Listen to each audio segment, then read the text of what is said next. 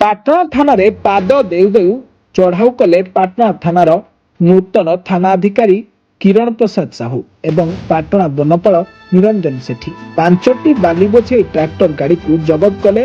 ଏବେ ବାଲି ମାଫିଆ ମାନେ ପୁରା ଛାନିଆ। ପାଟଣାରେ ବେଆଇନ ବାଲି ଚାଲାଣ ବେଳେ ଆଜି ବୈତରଣୀ ନଦୀରୁ 5ଟି ଟ୍ରାକ୍ଟର ଜବତ ହୋଇଛି। ପାଟଣା ଥାନା ଅଧିକାରୀ କିରଣ ପ୍ରସାଦ ସାହୁ ଓ ପାଟଣା ବନପାଳ ନିରଞ୍ଜନ ସେଠୀ ପୃଥକ ପୃଥକ ଭାବରେ ଆଜି ବୈତରଣୀର ଅଙ୍କୁରା ଘାଟରେ ଚଢାଉ କରି ବେଆଇନ ବାଲି ଚାଲାଣ କରୁଥିବା 5ଟି ବାଲି ବୋଝେଇ ଟ୍ରାକ୍ଟରକୁ ଜବତ କରିଛନ୍ତି। ବନ ବିଭାଗ 2ଟି ଟ୍ରାକ୍ଟର ଜବତ କରିଥିବା ବେଳେ ପାଟଣା ପୁଲିସ 3ଟି ଟ୍ରାକ୍ଟର ଜବତ କରିଛି।